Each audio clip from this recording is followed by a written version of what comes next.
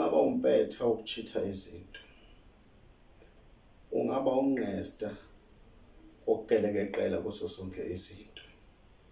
Ungachithela i-boyfriend yakho ingakubambi, uchithele umyeni wakho angakubambi, chithele intombi yakho, uchithele umngakho, but still ube neway yokuthi uphume lokho ungabanjwanga.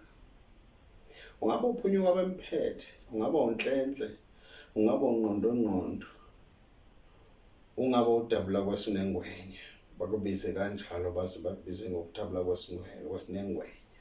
Mhlambe bakubize ngophunyuka bemphethe. Inja egame, into ephunyuka noma besivaleleke kanjani, but angeke uze waphunyuka mase ufunwa idlozi. Edlozini akukho clever, akukho nqesta, akukho nja igame, azikhali iphunyuka bemphethe. Uzwa ngalo mase selifikile, mase likufikele kuphela konke.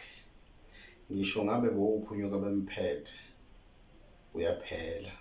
Yabona idlozi likubamba ngalesikhathi uthi usuhlakaniphe kakhulu. Yabona ngalesikhathi usukwenze konke, usukuzame konke, usuyitshela ukuthi hayi ke manje sengihambile, ngiba crossile manje abantu abadala. Ungayojika eLimpopo, uyojika eKhimbali, noma ungaze ufunde kangakanani, uhambe uyocasha okholweni, uphathe iBhayibheli elikhulu ugqinsi. Ngisho ungaphatha leli iBhayibheli elize ekuthiwa iTestament elidala, leli engathi lizama ukuzenza red la kuma pages wami. Ngisho ungacasha ngeTestament elisha, akukho la ngelikuvundulule khona idlozi mase likufikele. Lizokukhipha ngisho ngaphansi komjiva,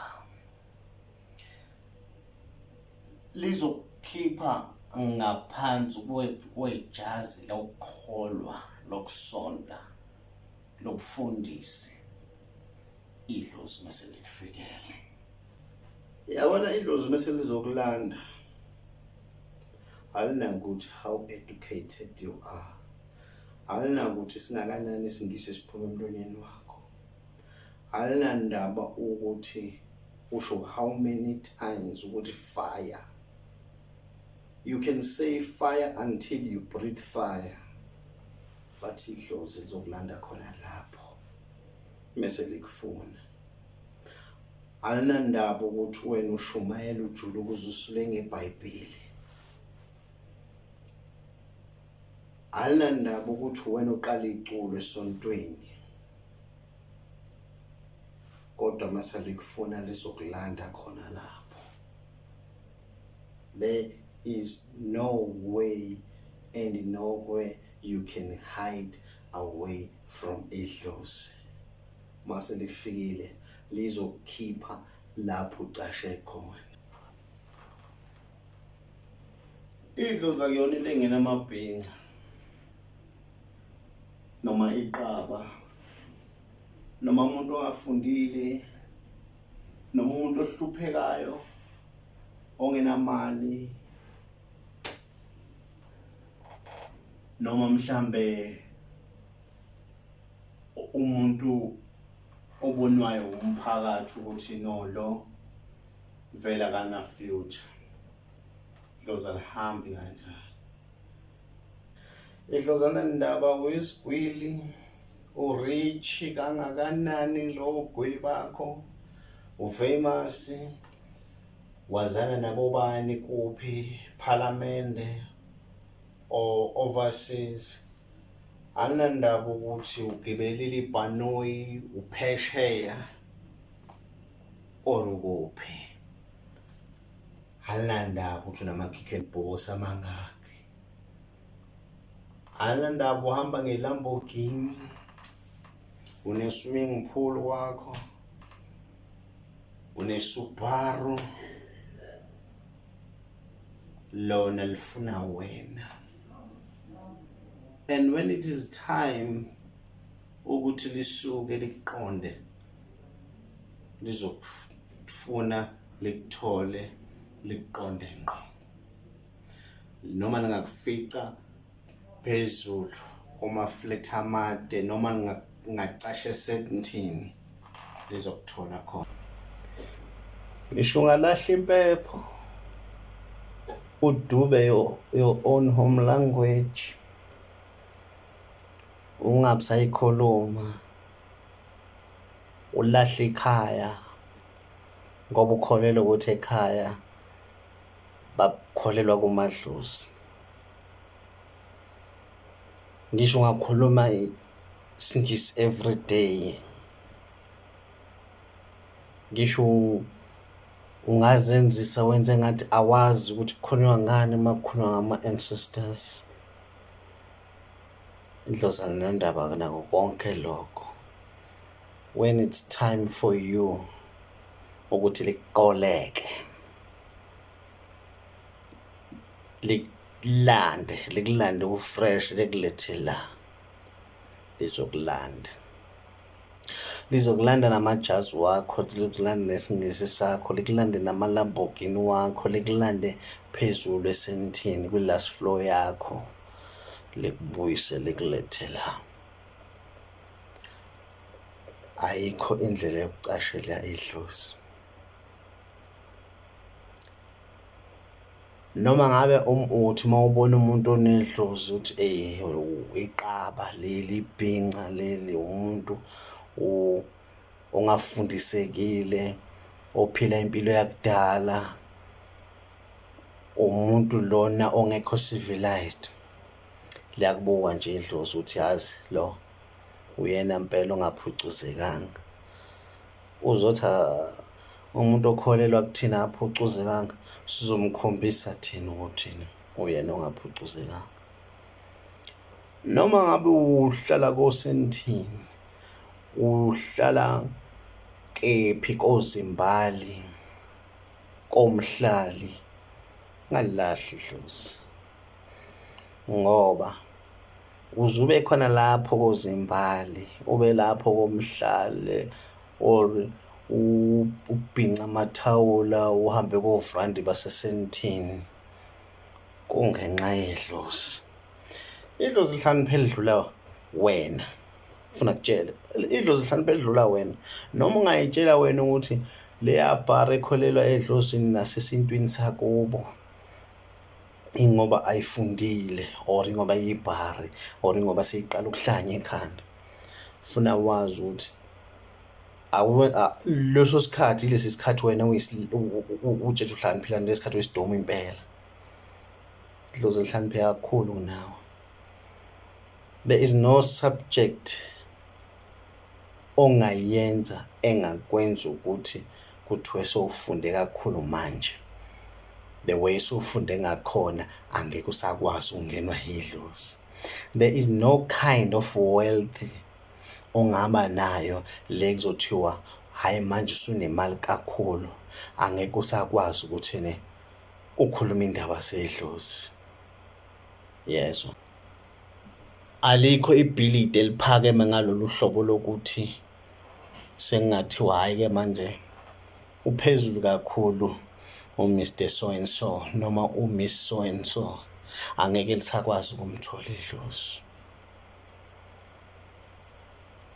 Ayikho uhlobo lemoto ongahamba ngalo kuthiwe ngoba usuhamba ngale moto awusiyena umuntu manje ongangenwa yidlozi. Ngazi noma niyabona yini leyo nto ukuthi alukho ukholo ongayocashwa kulona uthi ucashele ukuthi angeke likufice idlozi mawukhona. Alukho uhlobo lomthandazo ongalithandaza olungenza ukuthi idlozi lingakutholi imali ekudinga, because into esuke i-wrong ngawe isuka iyo le yokuzama to run away from your own roots. Ngisho ungagqoka igolide emzimbeni, kodwa idlozi lona liyohlezi linamandla ngaphezu kwakho. With your money you cannot buy idlozi. With your money you cannot bribe idlozi to turn away from you or to leave you alone. Never. Idlozi umuntu, you are an African, you will always have impande zakho edlozini, and idlozi will always have the advantage kuwena. No matter how hard you try to make yourself feel comfortable ngaphandle kwedlozi, but you are never ngaphandle kwedlozi. Niyangizwa? Uyohleze onedlozi. Asikho isiziba sokucashela idlozi. So for yourself ukuthi wenze izinto zibe lula kuwena,